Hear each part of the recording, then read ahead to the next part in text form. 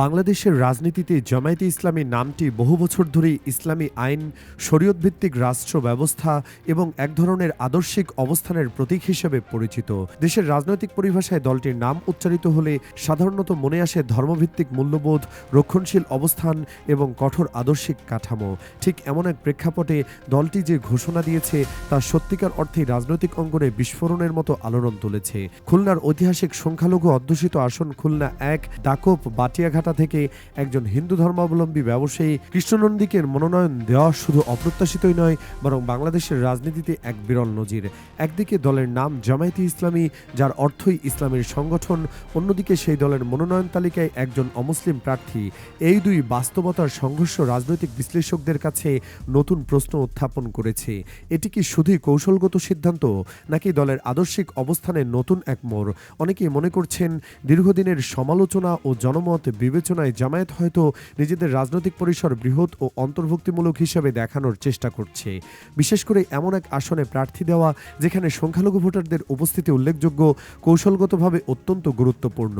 এই ঘোষণার পর থেকে জাতীয় রাজনীতির সমীকরণে পরিবর্তনের সম্ভাবনা নিয়ে আলোচনা শুরু হয়েছে। কেউ বলছেন এটি জামায়াতের নরম ইমেজ তৈরির প্রচেষ্টা, আবার কেউ মনে করছেন এটি নির্বাচনী মাঠে একটি অপ্রত্যাশিত ঝুঁকি নেওয়ার ইঙ্গিত। কৃষ্ণনন্দী কি সেই পরিবর্তনের প্রতীক, নাকি তিনি কেবল দলীয় কৌশলের একটি অংশ? সেটি নিয়ে জল্পনা কল্পনা আরও বাড়ছে। তবে একটি বিষয় নিশ্চিত, এই মনোনয়ন দেশের প্রচলিত রাজনৈতিক ধারায় নতুন আলোচনার জন্ম দিয়েছে এবং আগামী নির্বাচনে এর প্রভাব গভীর হতে পারে বলে মনে করা হচ্ছে। প্রশ্ন উঠতেই শুরু করেছে, কেন এমন এক অপ্রত্যাশিত পদক্ষেপ? জামায়াতে ইসলামীকে আসলেই তার মূল আদর্শ থেকে সরে এসে এক অন্তর্ভুক্তিমূলক রাজনৈতিক শক্তিতে পরিণত হওয়ার চেষ্টা করছে, নাকি এর পেছনে লুকিয়ে আছে আসন্ন ত্রয়োদশ জাতীয় সংসদ নির্বাচনে ভোটার হিসাব নিকাশ? খুলনা ১ আসনটি স্বাধীনতার পর থেকেই সংখ্যালঘু নেতাদের দখলে থাকার ঐতিহ্য বহন করে। বিশেষ করে হিন্দু অধ্যুষিত এই এলাকায় আওয়ামী লীগের প্রার্থীরাই বেশিরভাগ সময় জয়লাভ করেছেন। কিন্তু এবারের পরিস্থিতি ভিন্ন। আওয়ামী লীগ ক্ষমতায় নেই, ফলে সংখ্যালঘু ভোটারদের এই ঐতিহ্যগত ভোট ব্যাংক অনেকটাই ভাসমান। জামায়াত সম্ভবত সেই সুযোগটিকেই কাজে লাগাতে চায়। একজন হিন্দু প্রার্থী দিয়ে তারা সরাসরি ওই ভোট ব্যাংকে আঘাত হানতে চায়, যা কিনা একটি সুচতুর ভোটের কৌশল বলেই মনে করা হচ্ছে। কিন্তু এই কৌশলের মূলে যে মানুষটি রয়েছেন, সেই কৃষ্ণনন্দীকে, তিনি কিভাবে জামায়াতের রাজনীতিতে এলেন? বিস্ময়কর তথ্য হলো, তিনি নিজে একজন হিন্দু ধর্মাবলম্বী হয়েও ২০০৩ সালে মাত্র ১,০০০ টাকার বিনিময়ে জামায়াতে ইসলামীর ফরম পূরণ করে সদস্যপদ গ্রহণ করেন। তার রাজনৈতিক অতীত নিয়ে তেমন কিছু জানা যায় না। এমনকি একজন প্রবাসী সাংবাদিক জুলকারনাইন সাহেব তার ফেসবুক প্রোফাইলে দাবি করেছেন, কৃষ্ণনন্দীর কোনো উল্লেখযোগ্য রাজনৈতিক কর্মকাণ্ড খুঁজে পাওয়া যায়নি। তাহলে জামায়াত কেন এমন একজন অপরিচিত মুখকে এত গুরুত্বপূর্ণ আসনে বিশ্বাস করল? এখানেই রহস্য আরও গভীর হয়। কিছু বিশ্লেষক মনে করেন এই সিদ্ধান্তের পেছনে শুধু স্থানীয় ভোটের হিসাব নেই, বরং এর পেছনে রয়েছে আন্তর্জাতিক কূটনীতির গভীর সম্পৃক্ততা। রাজনৈতিক গবেষক শাহ আব্দুল হালিমের মতে, জামায়াতে ইসলামী যদি বাংলাদেশে একটি গ্রহণযোগ্য দায়িত্বশীল রাজনৈতিক শক্তি হিসেবে টিকে থাকতে চায়, তবে তাদের ৩টি অপরিহার্য শর্ত পূরণ করতে হবে: আন্তর্জাতিক আস্থা অর্জন, দলীয় কাঠামো ও নীতির আধুনিকায়ন এবং রাজনৈতিক অন্তর্ভুক্তিমূলক নিশ্চিত করা।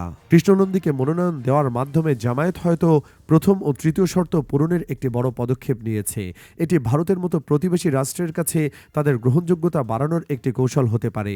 জুলকারনাইন আরও দাবি করেছেন, কৃষ্ণনন্দীর সঙ্গে একটি প্রতিবেশী রাষ্ট্রের বিশেষ একটি সংস্থার নিবিড় যোগাযোগ রয়েছে এবং বিতর্কিত ব্যক্তিত্ব ওয়ার্ল্ড হিন্দু স্ট্রাগলের প্রতিষ্ঠাতা শিপন কুমার বসুর সঙ্গেও তার অত্যন্ত বন্ধুত্বপূর্ণ সম্পর্ক বিদ্যমান। এসব তথ্য পুরো বিষয়টিকে আরও জটিল করে তোলে।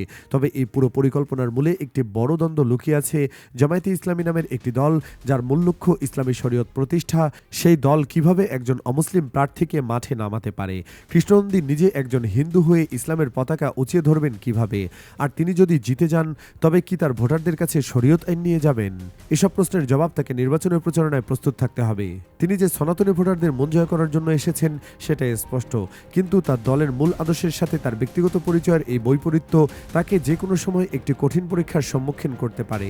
অনেকের মতে এটি জামায়াতের এক ধরনের ভোটের নাটক মাত্র। তারা প্রকাশ্যে বলছে নারীদের উপর কোনো পোশাক চাপিয়ে দেবে না, কিন্তু দলীয় দায়িত্ব ও সদস্যপদ পেতে নারীদের জন্য কঠোর শর্তাবলী জারি রেখেছে। নারীরা এখনও দলের কেন্দ্রীয় সূরায় অংশগ্রহণ করতে পারছে না। একইভাবে ভিন্ন ধর্মের মানুষকে মনোনয়ন দিয়ে তারা হয়তো একটি আধুনিক ও অন্তর্ভুক্তিমূলক চেহারা উপস্থাপন করতে চাইছে, কিন্তু বাস্তবে এটি কতটা আন্তরিক সে বিষয়ে সন্দেহের অবকাশ রয়েছে। ডাক্তার শফিকুর রহমান যেভাবে নারী ভোটারদের মন জয় করতে প্রচারণা চালিয়েছেন, তাতে মনে হচ্ছিল হয়তো একাধিক নারী প্রার্থীও দেখা যাবে, কিন্তু শেষ পর্যন্ত কোনো নারী প্রার্থী মনোনয়ন পাননি। এতে স্পষ্ট হয় কৃষ্ণনন্দীর মনোনয়ন হয়তো কৌশলগত কারণেই আদর্শগত পরিবর্তনের ফসল নয়। যাই ঘটুক না কেন, একটি বিষয় এখনও স্পষ্ট নয়, ভিন্ন ধর্মাবলম্বী ভোটারদের জামায়াতমুখী করার সাম্প্রতিক কৌশল আসলেই কতটা কার্যকর হবে। এই পরিকল্পনা সফল হবে কি ব্যর্থ হবে, সেই উত্তর আপাতত ভবিষ্যতের কাছেই জমা রয়েছে। বিশেষত এমন একটি নির্বাচনে যেখানে আওয়ামী লীগ অংশ নিচ্ছে না, সেখানে সংখ্যালঘু ভোটারদের একটি বড় অংশ কাকে ভোট দেবে, সেটাই এখন বৃহত্তম আলোচনার কেন্দ্রবিন্দু। রাজনৈতিক বিশ্লেষকরা মনে করছেন সংখ্যালঘু ভোটের দিক নির্দেশই এই নির্বাচনের মূল সমীকরণ বদলে দিতে পারে। এক্ষেত্রে কৃষ্ণনন্দীর ভূমিকা আরও বেশি গুরুত্ব পাচ্ছে। যদি তিনি সংখ্যালঘু জনগোষ্ঠীর একটি উল্লেখযোগ্য অংশকে জামায়াতের পক্ষে আনতে সক্ষম হন, তবে তা নিঃসন্দেহে বাংলাদেশের রাজনীতিতে এক অভূতপূর্ব দৃষ্টান্ত হিসাবে ইতিহাসে স্থান করে নেবে। কারণ দীর্ঘদিন ধরে জামায়াতকে সংখ্যালঘুদের দৃষ্টিতে একটি দূরবর্তী ও অবিশ্বাস্য রাজনৈতিক শক্তি হিসেবে দেখা হয়েছে। সেই মানসিক দূরত্ব যদি কৃষ্ণনন্দীর হাত ধরে কিছুটা হলেও কমে যায়, তবে তা শুধু নির্বাচনী ফলাফলের জন্যই নয়, ভবিষ্যতে রাজনৈতিক কৌশলের ক্ষেত্রেও বড় ভূমিকা রাখতে পারে।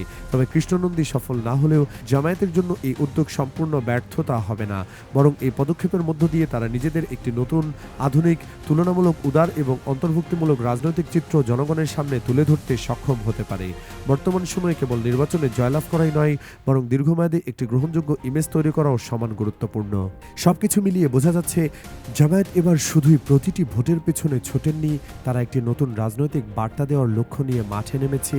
আর সেই যাত্রাপথে কৃষ্ণনন্দী কি কেবল একটি রাজনৈতিক গুটি, নাকি তিনি নিজেই এক নতুন দাবাবোর্ড সাজালেন, তার উত্তর জানতে হলে অপেক্ষা করতে হবে নির্বাচনের চূড়ান্ত ফলাফল পর্যন্ত।